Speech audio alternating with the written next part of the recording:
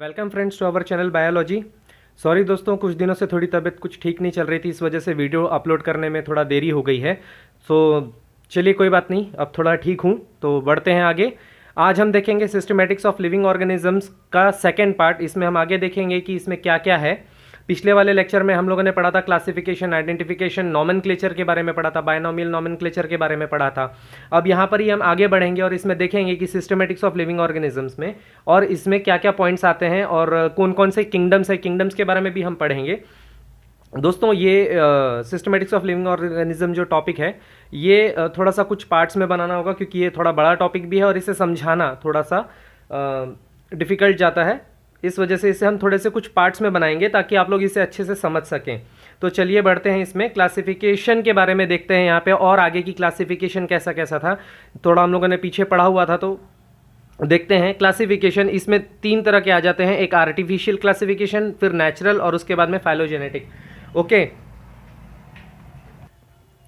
तो देखते हैं आर्टिफिशियल ये किस पे बेस्ड है। ये क्लासिफिकेशन बेस्ड है। कोई भी ऑर्गेनिजम्स के अंदर अगर इजीली ऑब्जर्वेबल लेकिन नॉन इवोल्यूशनरी फीचर्स अगर दिखाई दे रहे हैं, जैसे हैबिटेट, कलर या फिर उसका फॉर्म कैसा है, भले ही उसका जो है किसी अदर ऑर्गेनिजम्स के साथ में उसकी एफिनिटी हो, मतलब उसका कोई रिलेशन हो, तब भी अगर उसके अंदर कोई इजीली ऑब्जर्वेबल जो उसके फीचर दिखाई दे रहे हैं लेकिन वो नॉन इवोल्यूशनरी फीचर्स हैं, जैसे हैबिटेट, कलर और फॉर्म, तो उस बेस पे जो क्लासिफिकेशन किया जाता है उसे आर्टिफिशियल क्लासिफिकेशन कहा जाता है। इसका सबसे अच्छा एग्जांपल जो हम लोगों ने लास्ट में लेक्चर में भी पढ़ा था, लीनियस सिस्टम ऑफ क्लासिफिकेशन, वो आर्टिफिशियल क्लासिफिकेशन के अंदर आता है। उसके बाद आगे देखते हैं नेचुरल क्लासिफिकेशन। ये किस पे बेस्ड है? ये जो है ऑब्जेक्टिवली सिग्निफिकेंट जो होता है ना फीचर, उसके ऊपर ये क्लासिफिकेशन किया जाता है, ना कि उसके कन्वीनियंस के हिसाब से देखा जाता है। कन्वीनियंस के हिसाब से ये आर्टिफिशियल क्लासिफिकेशन में जैसे किया जाता है, कन्वीनियंस के हिसाब से उसको क्लासीफाई कर दिया जाता है कि वो कहाँ रहता है, उसका कलर कैसा है उस बेस पे, या उसका फॉर्म कैसा है उस बेस पे जैसे उसको क्लासीफाई कर दिया जाता है। यहाँ ये चीज़ें नहीं देखी जाती, यहाँ ये देखा जाता है कि वो ऑब्जेक्टिवली कितना इंपॉर्टेंट है। ओके, ऑब्जेक्टिवली सिग्निफिकेंट होना चाहिए वो। ओके, तो वो नेचुरल क्लासिफिकेशन के अंदर आता है। इसको किसने दिया था? Bentham and Hooker system of classification, ये बेंथम एंड हुकर ने दिया था। ओके, और उसके बाद जो तीसरा है वो है फाइलोजेनेटिक। ये जो है कॉमन इवोल्यूशनरी जो डिसेंट्स होते हैं या फीचर्स होते हैं उसके ऊपर जो है क्लासिफिकेशन किया जाता है ऑर्गेनिज्म का। ये दिया था एंगलर और प्रेंटल्स सिस्टम ऑफ क्लासिफिकेशन, एंगलर और प्रेंटल्स करके थे, इन्होंने ये क्लासिफिकेशन दिया था।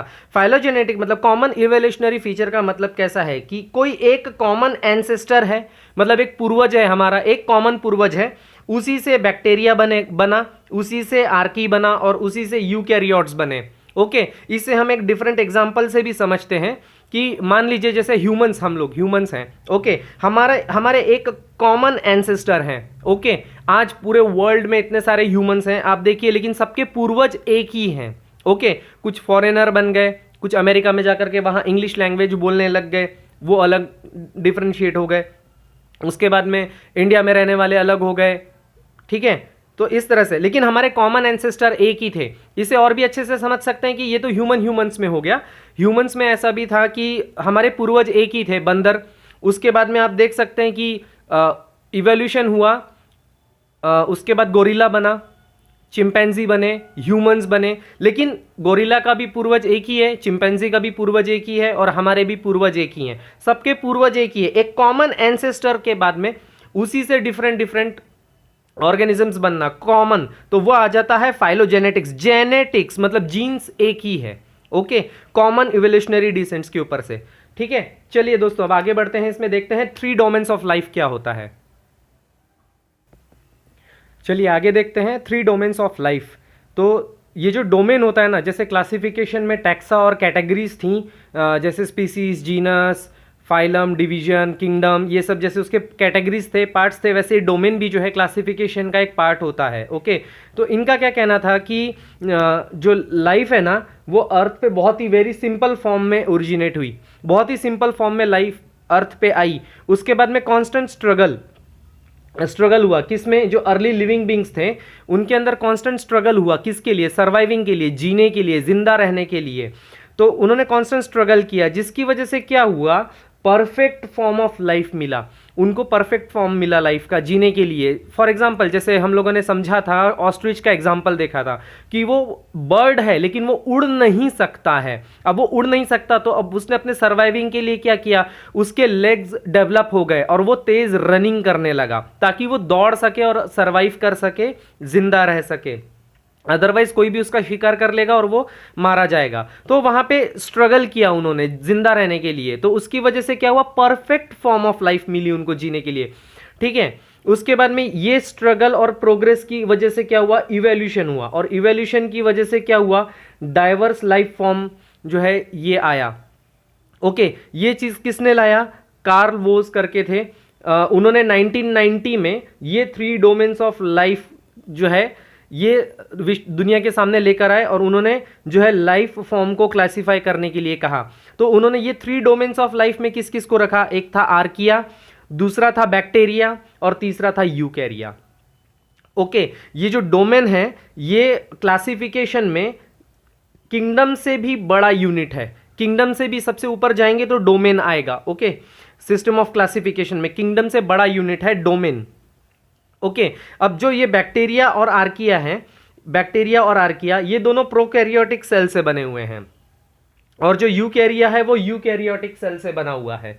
ओके, क्या होता है प्रोकैरियोटिक और यूकैरियोटिक, तो जो प्रोकैरियोटिक सेल्स होते हैं ना उसमें क्या होता है कि प्रोकैरियोटिक में जो उसका जो न्यूक्लियस होता है ना वो किसी भी इनक्लोज्ड एनवेलप के अंदर नहीं होता है, वो खुला हुआ रहता है। ओके, और यूकैरियोटिक सेल्स में क्या होता है कि उसका जो सेल है उसके अंदर जो न्यूक्लियस होता है वो एक स्पेशल एनवेलप के अंदर बंद होता है, एनवेलप किया हुआ होता है। ओके, तो ये फर्क होता है प्रोकैरियोटिक और यूकैरियोटिक सेल्स के अंदर। ठीक है, जैसे फॉर एग्जांपल एक सेल है, इसके अंदर ये न्यूक्लियस है तो ये प्रोकैरियोटिक हो गया। लेकिन मान लीजिए ये एक कोई ऑर्गेनिज्म है, इसके अंदर ये न्यूक्लियस है लेकिन ये न्यूक्लियस भी एक पर्टिकुलर एक एनवेलप के अंदर जो है, अंदर है, उसके पर्टिकुलर एनवेलप के अंदर है, तो ये यूकैरियोटिक्स हो गए। ओके, ये जितने भी 3 डोमेन्स हैं, आर्किया, बैक्टीरिया, यूकैरिया, इनके अंदर ना एक वेरी यूनिक राइबोसोमल आरएनए होता है। ओके, आर्किया जो है ये जाना जाता है सर्वाइविंग के लिए, ये किसी भी कंडीशन में सर्वाइव करता है, वेरी एक्सट्रीम कंडीशंस हो वहाँ पे भी ये सर्वाइव करता है। फॉर एग्जांपल हाई टेम्परेचर हो तब भी ये सर्वाइव करेगा, सैलिनिटी, एसिडिक कंडीशन कैसी भी हो वहाँ पे ये सर्वाइव करने के लिए जाना जाता है।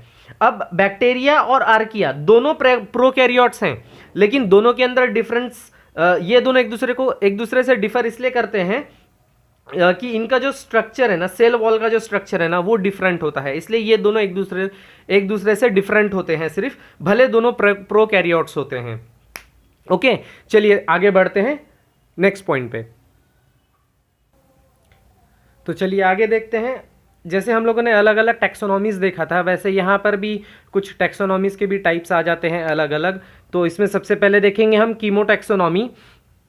ये किसके ऊपर बेस्ड है कि ये देखा जाता है कि ऑर्गेनिजम्स के बीच में कोई सिमिलैरिटी या डिफरेंस तो नहीं है उसके स्ट्रक्चर में, उसके किसी सर्टेन कंपाउंड्स में जो कि ऑर्गेनिजम्स में प्रेजेंट है। जिन ऑर्गेनिजम्स को हम क्लासीफाई कर रहे हैं उनके बीच में सिमिलैरिटीज और डिफरेंसेस देखे जाते हैं, उसके बेस पे ये जो है कीमोटैक्सोनॉमी उस पे काम करता है। अब जैसे फॉर एग्जांपल इसमें देखते मतलब सीधा सीधा है कि ऑर्गेनिजम्स के केमिकल कॉन्स्टिट्यूएंट्स पे डिपेंड करता है कि वो उसको किस तरह से क्लासिफाई किया जाएगा।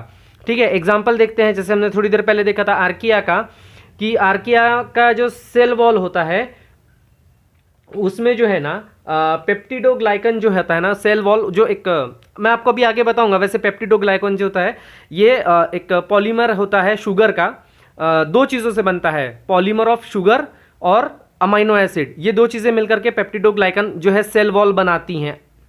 ओके, कुछ प्रोकैरियोट्स में। ओके, लेकिन आर्किया भी प्रोकैरियोट है लेकिन उसके अंदर पेप्टिडोग्लाइकन नहीं है, लेकिन कुछ प्रोकैरियोट्स होते हैं जिनके अंदर पेप्टिडोग्लाइकन होता है। ओके, इसी तरह से हम एक और एग्जांपल देखेंगे, जैसे फंगाई और प्लांट, इनको एक ही इसमें क्लासिफाई किया जाता है, लेकिन फंगाई के अंदर जो है वो काइटिनस सेल वॉल होती है और प्लांट के अंदर जो है वो सेलुलोसिक सेल वॉल होती है। ओके इस तरह से ये डिफरेंशिएट किए जाते हैं। तो ये कीमोटैक्सोनॉमी में मतलब केमिकल कॉन्स्टिट्यूएंट्स उसके अंदर कौन कौन से हैं उसके बेस पे इनको क्लासिफाई किया जाता है। नेक्स्ट देखते हैं न्यूमेरिकल टैक्सोनॉमी। सिंपल सा है, ऊपर लिखा है कीमो टैक्सोनॉमी, कीमो से केमिकल, तो यहाँ न्यूमेरिकल है, तो न्यूमेरिकल मींस नंबर, ये नंबर से बेस्ड होता है। इसके अंदर देखा जाता है कि उसके अंदर कितने क्वांटिफिकेशन ऑफ कैरेक्टर्स हैं, कितने ज़्यादा कैरेक्टर्स हैं उसके अंदर, नंबर्स देखे जाते हैं, उसके ऊपर न्यूमेरिकल टैक्सोनॉमी आती है। ये सबसे पहले जो दिया था साइंटिस्ट थे वो थे सॉकेल और सिनिथ, 1963 में इन्होंने ये दिया था। ओके कॉम्पिटिटिव एग्जाम्स के हिसाब से भी और नीट के हिसाब से भी ये एमसीक्यूज के लिए इंपॉर्टेंट हो जाता है कि मतलब किसने दिया था। ओके उसके बाद देखते हैं हम आगे क्लैडोग्राम का एग्जांपल हम पीछे ही देख चुके हैं कि एक टिपिकल ब्रांचिंग पैटर्न है। 3 डोमेन्स ऑफ लाइफ का जो एग्जांपल दिया था मैंने कि एक कॉमन एंसेस्टर होते हैं, ओके उसी से बैक्टीरिया बनेंगे, आर्किया बनेगा और यूकैरिया बना। तो ये जो 3 डोमेन्स ऑफ लाइफ है ना, ये क्लैडोग्राम है। ओके ये क्या है, एक हाइपोथेटिकल रिलेशनशिप है जो कि ऑर्गेनिज्म का उसके कॉमन एंसेस्टर के साथ में कंपैरिजन बताता है। ओके हाइपोथेटिकल रिलेशनशिप, हाइपोथेटिकल का मतलब होता है काल्पनिक। अब जैसे हम लोग बोलते हैं कि हमारे पूर्वज बंदर थे, क्या हमने सही में देखा है? नहीं, ये एक हाइपोथेटिकल है कि हाँ हाइपोथेटिकल है, काल्पनिक है कि हाँ हमने ऐसा रिसर्च किया, थोड़ा पास्ट में गए, हिस्ट्री में गए, तो हमें ऐसा लगा कि हम मंकी से या हमारे पूर्वज बंदर थे उनसे हम डेवलप हुए। ओके ये एक हाइपोथेटिकल रिलेशन डिनोट करता है, कंपैरिजन करता है किसी ऑर्गेनिज्म का उसके कॉमन एंसेस्टर के साथ में। ओके चलिए नेक्स्ट देखते हैं अगला पॉइंट क्या है। तो चलिए इसी में नेक्स्ट था पॉलीजेनी। पॉलीजेनी को हम थोड़ी देर पहले समझ चुके हैं पॉलीजेनेटिक क्लासिफिकेशन के थ्रू। ये again 3 domains of life concept के ऊपर हमने इसको समझा था कि कॉमन एंसेस्टर है, evolutionary relationship of organism with other organism, या उसके जो कॉमन एंसेस्टर है उसके साथ में। ओके ये इंपॉर्टेंट टूल है, क्लासिफिकेशन का एक इंपॉर्टेंट टूल है पॉलीजेनी, क्योंकि इसमें जेनेटिक्स आ जाता है। ओके उसके जीन्स के थ्रू वो उसके जो कॉमन एंसेस्टर्स हैं उनके साथ में इनका क्या रिलेशन है, इवोल्यूशनरी रिलेशनशिप क्या है। ये इंपॉर्टेंट इसलिए भी हो जाता है क्योंकि ये क्या करता है, ये 2 चीज़ों को मिला देता है। एक उसका मॉर्फोलॉजिकल स्टेटस क्या है और दूसरा उसका जो रिलेशनशिप है ना वन ग्रुप ऑफ ऑर्गेनिज्म का अदर ग्रुप ऑफ लाइफ के साथ में, ये दोनों चीज़ों को मिला देता है, मॉर्फोलॉजी भी मिला देता है और उसका रिलेशन भी मिला देता है। ओके इसलिए भी ये बहुत ज़्यादा इंपॉर्टेंट है क्लासिफिकेशन में। ओके ये क्या करता है, ये हेल्प करता है हमें इवोल्यूशन को समझने में, अंडरस्टैंड द इवोल्यूशन। ठीक है ये उसे समझने में हमारी मदद करता है। और ये क्या फोकस करता है, on the similarities of their metabolic functioning, उनके मेटाबॉलिक फंक्शनिंग में क्या सिमिलैरिटीज हैं उसके ऊपर भी ये फोकस करता है और इवोल्यूशन को समझने में हमारी मदद करता है। इसलिए भी ये बहुत ज़्यादा इंपॉर्टेंट हो जाता है। इसके 2 बहुत अच्छे एग्जाम्पल हैं। एक तो वही है 3 डोमेन्स ऑफ लाइफ कंसेप्ट जो वोज ने दिया था, और उसके बाद में विटकर्स 5 किंगडम सिस्टम। ये हम आगे देखेंगे अभी कि 5 किंगडम क्या है, 2 किंगडम क्लासिफिकेशन क्या है, 3 किंगडम क्लासिफिकेशन क्या है, ये अभी हम आगे देखेंगे। तो विटकर्स का 5 किंगडम सिस्टम भी जो है पॉलीजेनी का एक काफ़ी अच्छा एग्जाम्पल है। ओके तो चलिए देखते हैं next barcoding, DNA barcoding. Okay DNA barcoding क्या है, ये एक न्यू मेथड है आइडेंटिफिकेशन का। आइडेंटिफिकेशन के लिए एक न्यू मेथड लाया गया। ये किस पे बेस्ड करता है, डीएनए सीक्वेंस पे। ठीक है ये छोटा सा एक टिश्यू लिया जाता है सैंपल किसी भी ऑर्गेनिज्म का और उसके ऊपर स्टडी की जाती है उसके डीएनए सीक्वेंस पे से। अब ये स्टडी करने के बाद में हमें क्या मिलता है, कोई भी जो न्यू स्पेसीज आइडेंटिफाई की गई है, ओके जो भी न्यूली आइडेंटिफाइड स्पेसीज है उसका इकोलॉजिकल और एवोल्यूशनरी रिलेशनशिप जो है वो अंडरस्टैंड करने में हमें मदद करता है। ठीक है जो भी लिविंग बींग्स के बीच में हम लोग क्लासिफिकेशन कर रहे हैं उनके बीच में का इकोलॉजिकल और इवोल्यूशनरी रिलेशनशिप क्या है, ये डीएनए सीक्वेंस या फिर डीएनए बारकोडिंग हमें समझने में मदद करता है। अब इसमें 2 मेन स्टेप्स आ जाते हैं, इसके 2 मेन स्टेप्स हैं। क्या स्टेप्स हैं डीएनए बारकोडिंग में, सिंपल सा, एक पहले डीएनए बारकोड का जो डाटा है वो कलेक्ट करो, जो भी आपका नोन स्पीसीज है जिसे आप जानते हैं पहले से जानते हैं उसका डाटा पहले कलेक्ट कर लो, और जो अननोन सैंपल है या जिस ऑर्गेनिज्म के बारे में हम नहीं जानते या जिसके साथ जिसकी हमें स्टडी करना है उसके साथ में उसको मैच कर दो, उस बारकोड सीक्वेंस को। हो गया। ये दो मेन स्टेप्स आते हैं डीएनए बारकोडिंग में। ओके, सिंपल सा। पहले डीएनए बारकोड का डाटा कलेक्ट कर लो और बाद में उसको अननोन जो नोन स्पेसीज है उसका कलेक्ट कर लो और अननोन सैंपल वाले के साथ में उसको मैच कर दो। ओके, अब डीएनए बारकोडिंग की क्यों जाती है, मतलब क्या सिग्निफिकेंस है इसके, इसको करने से हमें क्या मिल सकता है। ओके, तो क्यों किया जाता है डीएनए बारकोडिंग, ज़्यादा से ज़्यादा किस काम में आता है, तो प्रोटेक्शन ऑफ एंडेंजर्ड स्पेसीज, मतलब जो स्पेसीज खतरे में हैं उनको बचाने के लिए डीएनए बारकोडिंग की जाती है। प्रिजर्वेशन ऑफ नेचुरल रिसोर्सेज के लिए डीएनए बारकोडिंग की जाती है। पेस्ट कंट्रोल इन एग्रीकल्चर, ठीक है, खेती में अगर कीड़े लगते हैं, पेस्ट लगते हैं, उनको कंट्रोल करने के लिए कि भाई उनको किस तरह से, उनके लिए कौन सी कीटनाशक या पेस्टिसाइड्स बनाया जा सकता है।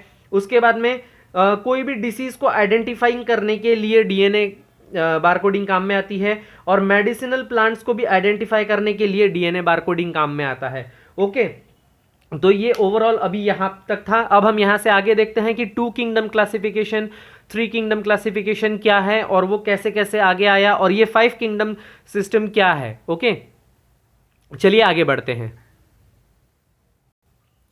ओके, तो चलिए यहाँ से देखते हैं कि किंगडम्स क्लासिफिकेशन को किस तरह से इन्होंने आगे लाया। ओके, तो उसमें सबसे पहला आ जाता है 2 किंगडम क्लासिफिकेशन। सबसे पहले जब ऑर्गेनिजम्स को डिवाइड किया गया तो 2 ही ग्रुप में डिवाइड किया गया था, एक था प्लांट और दूसरा था एनिमल, इसलिए किंगडम प्लांटी और दूसरा था किंगडम एनिमेलिया। ओके, उसके बाद में फिर 3 किंगडम्स क्लासिफिकेशन आया, जब उन्होंने देखा कि कुछ ऑर्गेनिजम्स जैसे यूनिसेलुलर ऑर्गेनिजम्स हैं, अल्गी है, फंगाई है, इनको उन्होंने अदर ग्रुप में रखा। तो किंगडम प्लांटी, किंगडम एनिमेलिया और उसके बाद आ गया किंगडम प्रोटिस्टा। ओके, फिर वो और आगे बढ़े तो उन्होंने देखा कि कुछ बैक्टीरिया और उससे रिलेटेड जो ऑर्गेनिजम्स हैं उनके जो न्यूक्लियर स्ट्रक्चर्स हैं वो डिफरेंट हैं अदर ऑर्गेनिज्म से। तो उन्होंने किंगडम प्लांटी, एनिमेलिया और प्रोटिस्टा में एक और किंगडम जोड़ दिया, किंगडम मोनेरा। तो ये 4 किंगडम क्लासिफिकेशन हो गया। उसके बाद में जब और आगे देखा गया कि फिर प्रोकैरियोटिक, यूकैरियोटिक है, फिर उनका कॉम्प्लेक्सिटी है बॉडी स्ट्रक्चर में, उनके ऑर्गेनाइजेशन में, यूनिसेलुलर, मल्टी सेलुलर, इस तरह से करते करते जब बहुत सारे डिफरेंसेस देखने को मिले तो फिर 5 किंगडम क्लासिफिकेशन आया, जो कि कुछ इस तरह से था कि kingdom Monera, kingdom protista, kingdom Plantae, kingdom fungi और किंगडम एनिमेलिया। तो इस तरह से 2 kingdom classification, 3 kingdom classification, 4 kingdom classification और 5 किंगडम क्लासिफिकेशन आज प्रेजेंट में जो है ये हम लोग पढ़ते हैं। ओके, तो अब यहाँ से 5 किंगडम क्लासिफिकेशन में हम आगे देखेंगे, अब धीरे धीरे। सबसे पहले देखेंगे किंगडम मोनेरा के बारे में। ये आज हम यहाँ पर किंगडम मोनेरा के बारे में देखेंगे, बाकी के किंगडम्स के बारे में हम नेक्स्ट वीडियो बनाएंगे। तो आज हम सिर्फ और सिर्फ किंगडम मोनेरा देखेंगे सबसे पहले कि इसमें क्या क्या है और ये किस तरह से आगे आया है। बाकी के लिए नेक्स्ट वीडियो में बनाएंगे। तो चलिए शुरू करते हैं किंगडम मोनेरा आगे नेक्स्ट। तो चलिए देखते हैं किंगडम मोनेरा के बारे में क्या होता है। किंगडम मोनेरा, इसमें यूनिसेलुलर ऑर्गेनिजम्स आते हैं जो प्रोकैरियोटिक सेलुलर ऑर्गेनाइजेशन होता है जिनका। प्रोकैरियोटिक सेलुलर ऑर्गेनाइजेशन जो मैंने आपको अभी थोड़ी देर पहले बताया था कि प्रोकैरियोटिक और यूकैरियोट्स क्या होते हैं। प्रोकैरियोटिक का मतलब होता है कि जिसके अंदर जो उसका न्यूक्लियस होता है वो किसी स्पेशल एनवलप के अंदर इनक्लोज्ड नहीं होता, उसके अंदर नहीं होता है। और यूकैरियोट्स का मतलब मैंने आपको बताया था कि जिसके सेल के अंदर न्यूक्लियस होता है और वो एक स्पेशल एनवलप के अंदर इनक्लोज होता है वो न्यूक्लियस। ओके, तो ये यूनिसेलुलर ऑर्गेनिज्म होता है और इसका जो ऑर्गेनाइजेशन है वो प्रोकैरियोटिक सेलुलर है। Okay, these are omnipresents. Omnipresent का मतलब होता है कि present everywhere at the same time. ये हर जगह आपको एट अ सेम टाइम मिलेंगे, यत्र तत्र सर्वत्र मिलेंगे, हर जगह प्रेजेंट मिलेंगे ये आपको। Okay, present everywhere at the same time. Okay, और ज़्यादातर ये ऐसे एनवायरनमेंट में ये हमें मिलते हैं जहाँ पे जनरली जो अदर लिविंग बींग्स है ना वो जनरली वहाँ नहीं रह सकते, inhabited. Okay, other living beings जहाँ नहीं रह सकते ये वहाँ पे भी हमें मिल जाएंगे। ओके, अब इसमें से कुछ जो है फोटो ऑटोट्रॉप्स होते हैं, कुछ कीमो ऑटोट्रॉप्स होते हैं, लेकिन मेजॉरिटी में ये लोग हेटेरोट्रॉपिक इन नेचर होते हैं। ओके, अब फोटोट्रॉप्स और कीमोट्रॉप क्या होता है? फोटोट्रॉप्स का मतलब वो ऑर्गेनिजम्स जो लाइट और कार्बन डाइऑक्साइड की मदद से अपना फूड खुद बना लेते हैं फोटोसिंथेसिस करके, वो होते हैं फोटोट्रॉप्स। ऑटोट्रॉप्स या फिर कीमोट्रॉप्स वो होते हैं जो एनवायरनमेंट में जो अदर जो इनऑर्गेनिक सब्सटेंसेस होते हैं उनके ऑक्सीडेशन प्रोसेस पे वो अपना डिपेंड करते हैं उनके इलेक्ट्रॉन डोनर्स पे, वहां से वो एनर्जी लेते हैं, तो वो कीमोट्रॉप्स होते हैं। तो कुछ फोटोट्रॉप्स होते हैं, कुछ कीमोट्रॉप्स होते हैं, लेकिन ज़्यादातर हेटेरोट्रॉप्स होते हैं।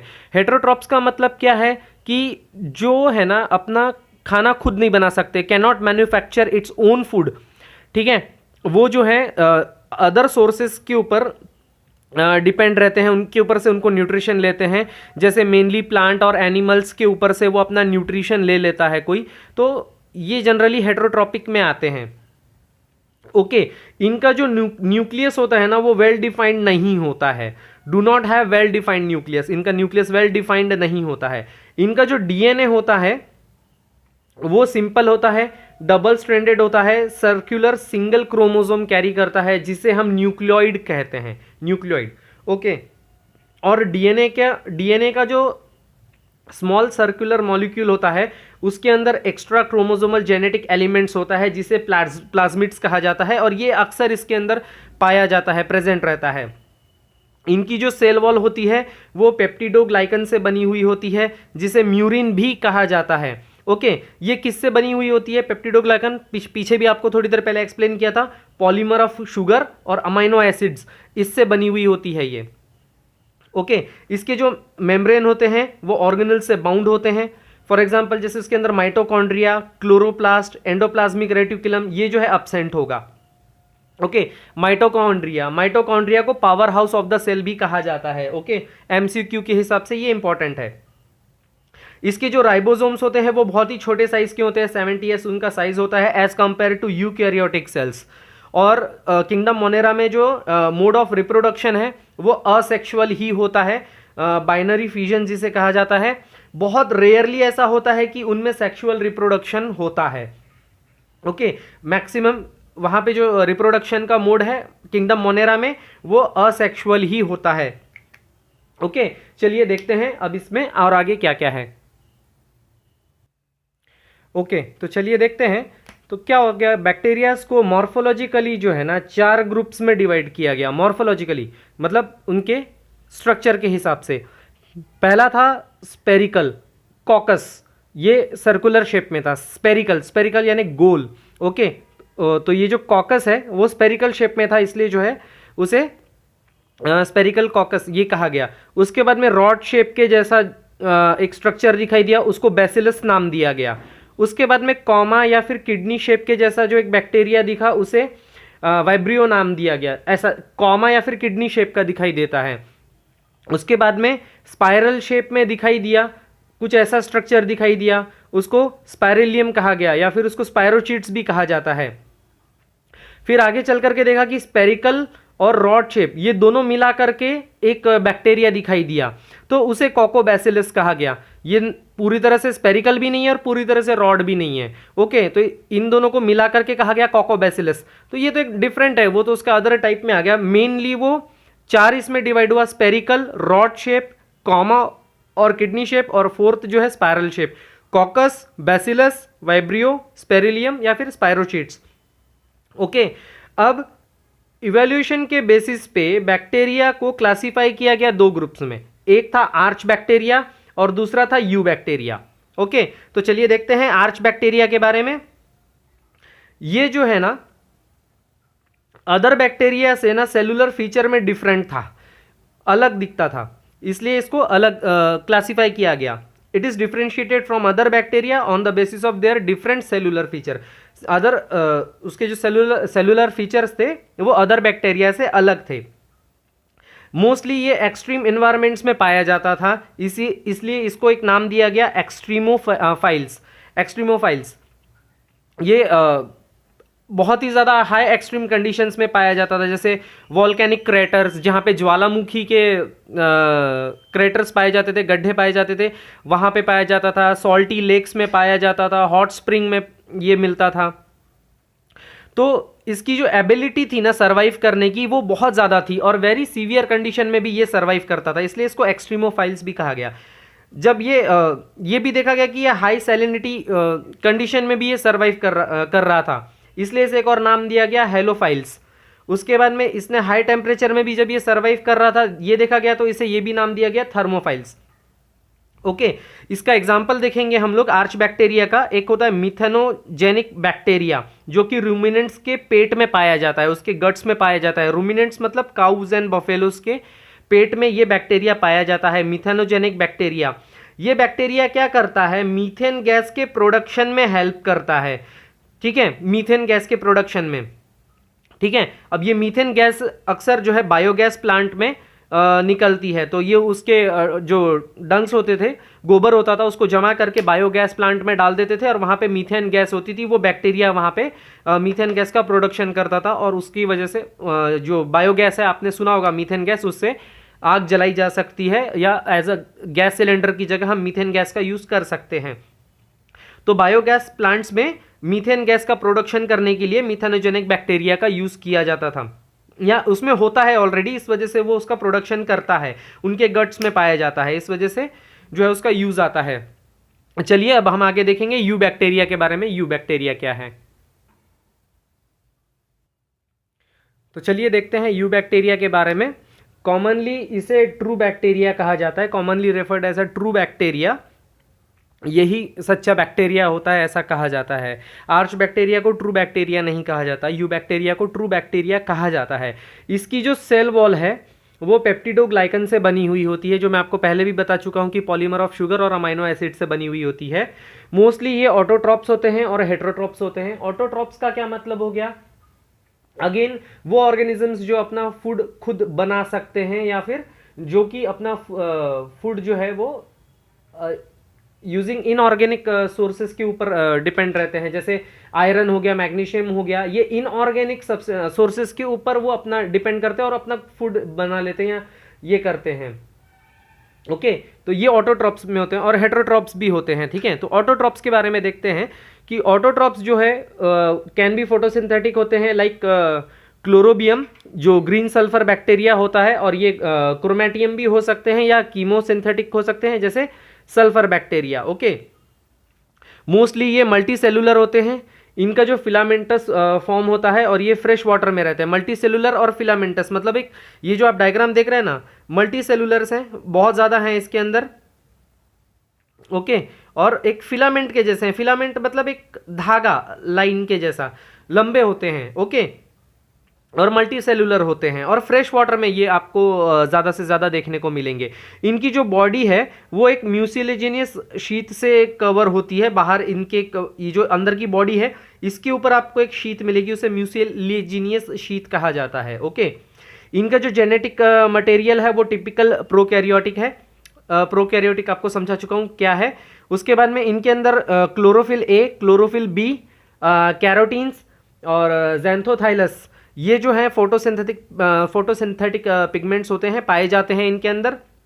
और इनका जो फिलामेंट होता है इसका, उसमें एक हेट्रोसिस्ट होता है जो नाइट्रोजन फिक्सेशन में मदद करता है। फॉर एग्जांपल साइनोबैक्टीरियम नोस्टॉक जो है, ये साइनोबैक्टीरियम ही है डायग्राम में। ओके, तो आगे देखते हैं अभी कि इसमें हेट्रोट्रॉप्स जो होता है वो कैसा होता है। ओके, तो जो हेट्रोट्रॉप्स होते हैं यू बैक्टीरिया में क्या होता है कि दीज आर मोस्ट अबेंडेंट, सबसे ज़्यादा यही पाए जाते हैं। ऑटोट्रॉप्स कम है उतने, लेकिन हेट्रोट्रॉप्स सबसे ज़्यादा पाए जाते हैं। मोस्ट ऑफ देम्स आर डिकम्पोजर्स, ज़्यादा से ज़्यादा ये जो है ना डिकम्पोज करते हैं। इनकी जो ये हेट्रोट्रॉप्स पाए जाते हैं ये डिकम्पोजर्स होते हैं। और ये किस लिए जाने जाते हैं, breaking down large molecules in simple molecules और मिनरल्स, बड़े मॉलिक्यूल्स को सिंपल मॉलिक्यूल्स में ब्रेक डाउन करना। ओके, तो ये उसके लिए ज़्यादातर जाने जाते हैं ये वाले बैक्टीरियाज। ओके, ये these are can be anaerobes, anaerobes का मतलब होता है कि जो बिना ऑक्सीजन के भी रह सकते हैं, एरोब्स का मतलब उनको ऑक्सीजन चाहिए तभी वो जिंदा रह पाएंगे। तो ये एनएरोब्स हैं, मतलब ये बिना ऑक्सीजन के भी जिंदा रह सकते हैं। इनका सबसे अच्छा एग्जाम्पल हम देखते हैं कि helping in curdling of milk, दही जो बनता है दूध का, उसके लिए लैक्टोबैसिलाई, ठीक है, ये बैक्टीरिया दही जमाता है। हम जो दही खाते हैं वो एक बैक्टीरिया है, ओके, लेकिन वो हार्मफुल बैक्टीरिया नहीं है, यूजफुल बैक्टीरियाज है, इसलिए उससे कोई नुकसान नहीं है। तो लैक्टोबैसिलाई दूध से दही बनाने में मदद करता है ये bacteria. Fixation of nitrogen, Azotobacter, antibiotic production में स्ट्रेप्टोमाइसिस, ओके। और कुछ ऐसे भी देखिए, अब यहाँ पर ही सब कुछ नहीं खत्म होता है। ये तो हो गए यूजफुल बैक्टीरियाज, कुछ एग्जांपल्स हैं, ऐसे बहुत सारे बैक्टीरियाज हैं जो यूजफुल होते हैं। कुछ बैक्टीरियाज अब ऐसे हैं जो हार्मफुल भी हैं, जो पैथोजन का काम करते हैं, कॉजिंग डिसीज, जिनसे बीमारियां हो जाती हैं, वो हार्मफुल बैक्टीरियाज हैं। उसका एग्जाम्पल भी देख लेते हैं, जैसे टाइफाइड बीमारी के बारे में आपने सुना होगा। तो टाइफाइड बीमारी जो है एक बैक्टीरिया से होती है जिसका नाम है salmonella typhi. Cholera, vibrio cholerae, tuberculosis, TB की बीमारी, माइकोबैक्टीरियम ट्यूबरकुलोसिस बैक्टीरिया है। टिटेनस की बीमारी, क्लोस्ट्रिडियम टिटेनी, ओके। ये कुछ ऐसे बैक्टीरियाज भी हैं जो बीमारी भी क्रिएट करते हैं, ओके। तो अब देखते हैं माइकोप्लाज्मा के बारे में। माइकोप्लाज्मा ये क्या है? स्मॉलेस्ट लिविंग फॉर्म है, ओके, सबसे छोटा बैक्टीरिया या सबसे smallest living form of bacteria. उसके बाद में इसके अंदर सेल वॉल नहीं होती, they do not have cell wall, okay. और मैनी फॉर्म्स आर पैथोजेनिक, इसमें जितने भी आते हैं ना, ये मैक्सिमम डिसीज क्रिएट करने वाले ही आते हैं। इसमें यूजफुल बहुत कम मिलेंगे या ना के बराबर ही मिलेंगे मैक्सिमम। ये वाले बैक्टीरिया से, माइकोप्लाज्मा से डिसीजेज ही फैलती हैं, ओके। इसके अंदर सेल वॉल नहीं होती है। और उसके बाद में it found resistant to common antibiotics due to absence of cell wall, मतलब इसके अंदर सेल वॉल ना रहने के कारण क्या होता है, कुछ कॉमन एंटीबायोटिक्स होते हैं, मतलब जो दवाइयां होती हैं एंटीबायोटिक्स, जो इन्फेक्शन को फैलने से रोकती हैं किसी भी, तो ये उसको रेजिस्ट करते हैं, मतलब रोकते हैं, ओके। मतलब इनके ऊपर उन दवाइयों का जल्दी कोई असर नहीं होता क्योंकि इनके अंदर जो सेल वॉल है वो नहीं होती है। तो माइकोप्लाज्मा का सबसे अच्छा एक कॉमन एग्जाम्पल देख लेते हैं, माइकोप्लाज्मा न्यूमोनी, ठीक है। इससे क्या होता है, रेस्पिरेटरी सिस्टम में जो है इन्फेक्शन हो जाता है माइकोप्लाज्मा निमोनी से, ओके। थे ओवरऑल ये था किंगडम मोनेरा के बारे में। नेक्स्ट किंगडम के बारे में हम नेक्स्ट वीडियो में देखेंगे, उसमें हम देखेंगे किंगडम प्रोटेस्टा के बारे में, ओके, क्योंकि वीडियो बहुत लंबा बन जाएगा। सो देखते हैं किंगडम प्रोटेस्टा के बारे में अगले वीडियो में, ओके। मिलते हैं नेक्स्ट वीडियो में। जय हिंद।